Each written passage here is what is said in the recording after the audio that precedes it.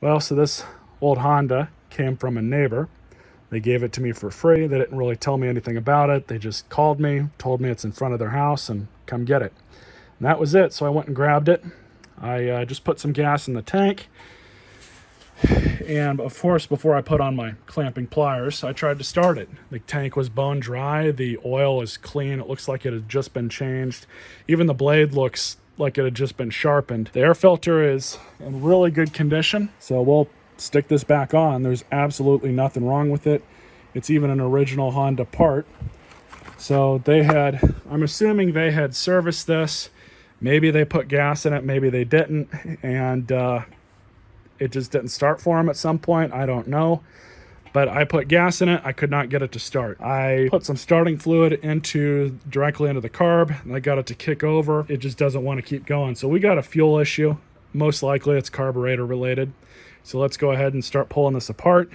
We have two 10mm nuts, and then we have one 10mm bolt that's right about there. So 10mm. One nice thing about Hondas is pretty much every fastener other than the screws are 10mm. So I don't really have to mess around with stuff too much. Pull off the air box. Just gonna let this set aside. And yeah, we got an issue with the carburetor. The gummed up crap that you see there, that's a dead giveaway that old gas was in this. So, and this is the point where I'm going to take some pictures so you guys can pause the video. I call this the Honda sandwich because you have this air box, you have this gasket, you have the carburetor as well as the linkages, and then you have two more gaskets as well as a spacer here. Make sure you take pictures of this. If not, they're a part of this video.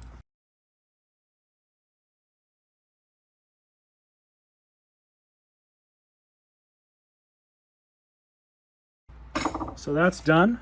Go ahead and pull this off of the PCV line, just like that. Set it up there. And now we have the carburetor to deal with. So even though I clipped off this line with my pliers here, there's still going to be some residual fuel when we go to take off this fuel line. It's got the standard Honda little clip here, and it looks like it's leaking a little bit. I don't have any more of this line here, so I might have to order some. But all I'm going to do here is kind of carefully adjust this clip. Try and pull it back some. I actually don't really care for these clips. And very carefully, because this is going onto an elbow, we'll push the fuel line back. I really don't want to damage this. There we go. Yeah, this needs to be replaced. I'll have to see about ordering a new set of fuel lines for this, but for our purposes, we want to get this machine going, so that's what we're going to press on with. First order of business, you can take this off, set that right there. Oh, this is on there. Yep, this is old fuel. Now, these issues are very common, unfortunately. So we're going to remove the carb spring very carefully. I don't want to bend any of this stuff. So what I'm doing right now is just getting on the end of this one, because this is what we're going to pull out first. Just like that, nice and easy. And then in order to remove this linkage, we have to get the carburetor off of the machine because it comes out back here. I bet there's an easier way to do that, but just for now, leave that where it is. So we'll start pulling this apart. Well, that's part of the problem. Water in the gas, not good.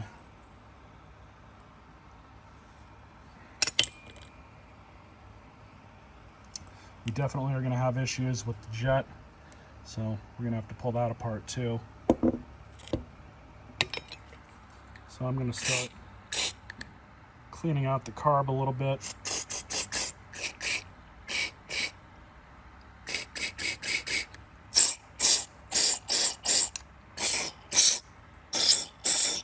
Now Unfortunately, the jets and all of these Hondas and even the clone engines are that if you want to access the center jet here, it's going to make you work for it, because unfortunately they get stuck in there pretty good, especially if there's water involved.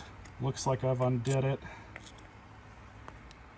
So these are 2 or 3 piece design, I can't remember which, but I've already gotten it out. There's the 1 piece. We have another piece that's in here, and sometimes you have to assist them out a little bit, and when you do this, they most of the time will not want to come out. This one's in there pretty good. So sometimes you can get lucky. You have a really small pick, you can get in there sometimes and kind of assist it out. So really the best we can do is clean this out and hope for the best. It looks like it is pretty dirty.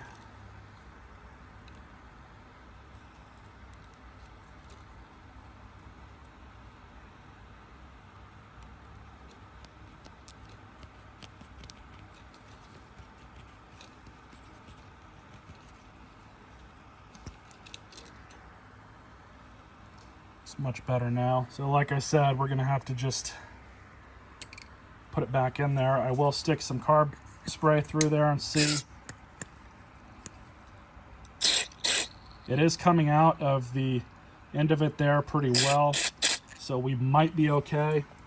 But there are, in that tube, there are holes on the side of it that we might not be able to clean, but we'll try it.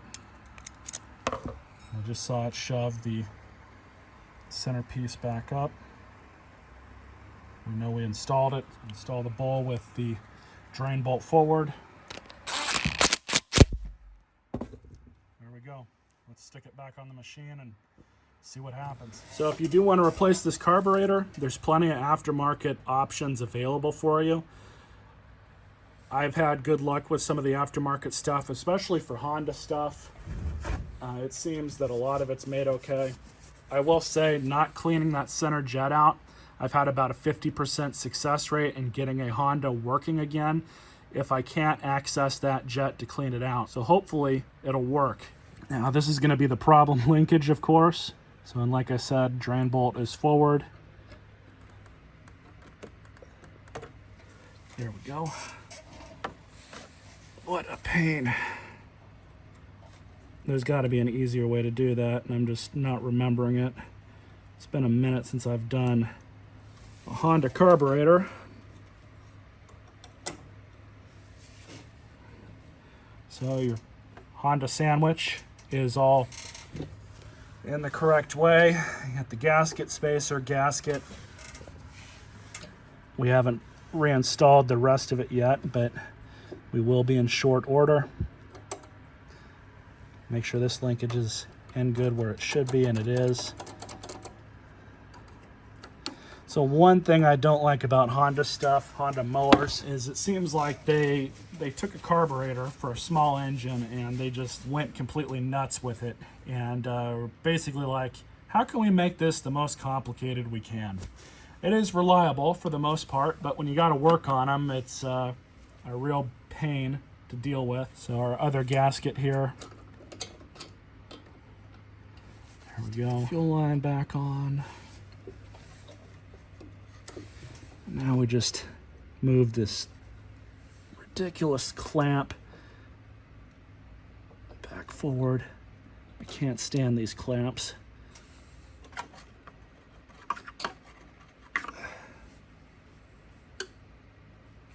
Because now, basically if you mess with them, you'll always have to retighten them.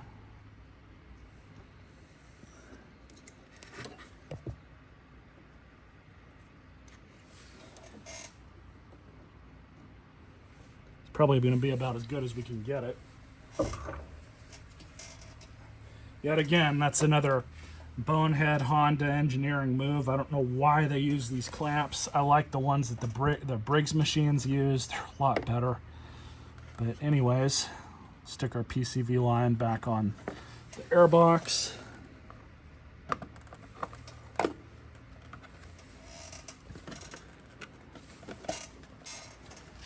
And we just have to line up the studs, carb. There we go. Now the home stretch. Put our bolts, our nuts back on.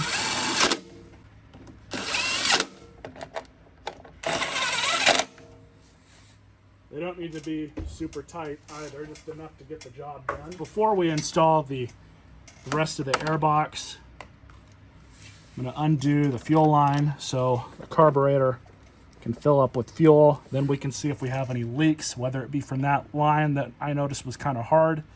Going to have to order that. But we'll also be able to check and see if the float and everything in the carburetor is working. If it's not, you're going to start seeing a bunch of fuel dump out of the intake here. So we'll give that a minute to do its thing and fill up. So nothing's leaking. That's good. One more check. No drips, nothing. I think we'll be okay for now. So again, filter is in really good condition. Even the foam is in good shape. It's not degrading. We'll just reinstall this. These go right here. And then don't forget your screw. Now just for good measure, we're going to check the spark plug.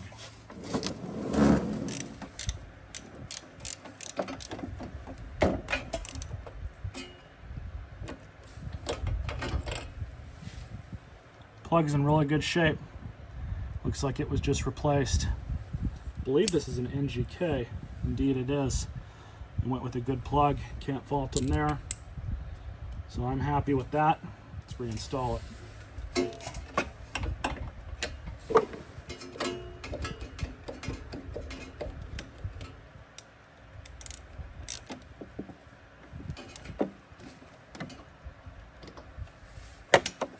There we go. Let's bring her outside and see what happens. So outside, it's already got that fresh gas in it. Full choke.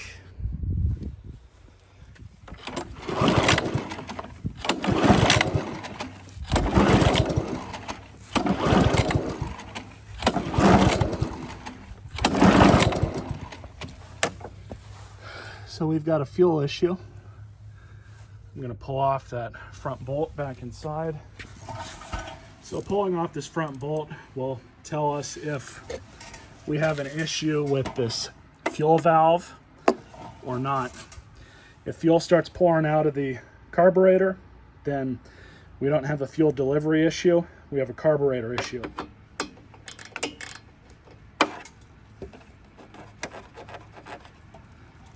So we're going to dump this out and let it just dump for a bit, because all of that's water.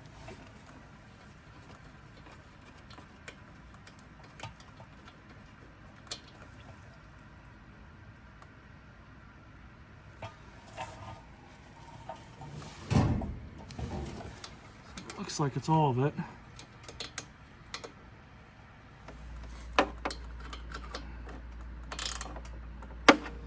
Try it now. Yeah, that's all water. So let's see what happens now. I think I got all the water out of it because the flowage definitely changed. I don't know how the water got in the system that far into it. I guess I should have just turned that valve on beforehand and just let it all drain out anyways, but we'll see what it does now. All right, try 2, full choke.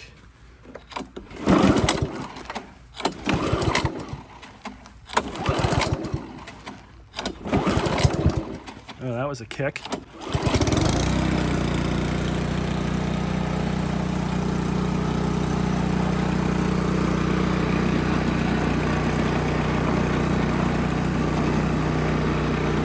I'm gonna let her run for a bit.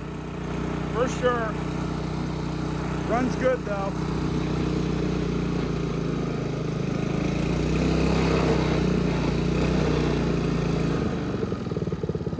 Idle's good.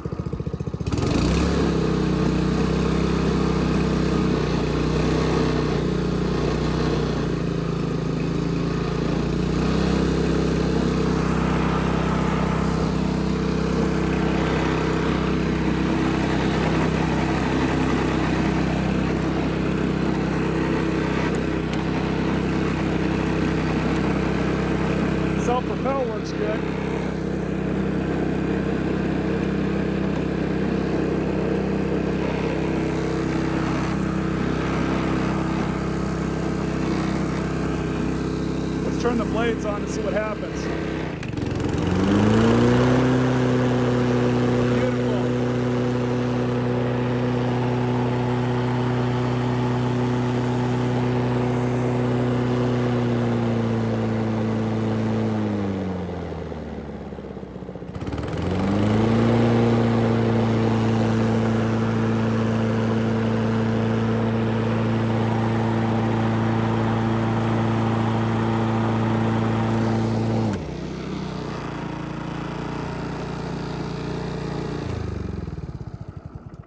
So it just goes to show you, even though the tank was empty, there was still water in all of the lines going up to the carburetor. It was a good thing I pulled it off and even set that stupid drain bolt in the front of it so I could remove it. But I kind of had a feeling, being that there was a little bit of water in the carb, that we might have to contend with that as an issue. And sure enough, I was right. But we got it running now. That's the benefit if you do have a drain bolt on a carburetor on any small engine. Water is heavier than gas, so it's automatically going to be at the end, at the bottom of the bowl. The bowl is the lowest point in the fuel system. That's where all that stuff's going to collect. Wherever it is, that's where it's going to go. So pulling the bolt off, seeing all the water drain out, and then the flowage quickly changed, as you guys saw in the video, that's how I knew that the water was all out. So I think we're gonna be good. This machine's over 10 years old. I believe it's a 2011 or 2010. So it's definitely got a lot more life left in it. Stay tuned for more videos.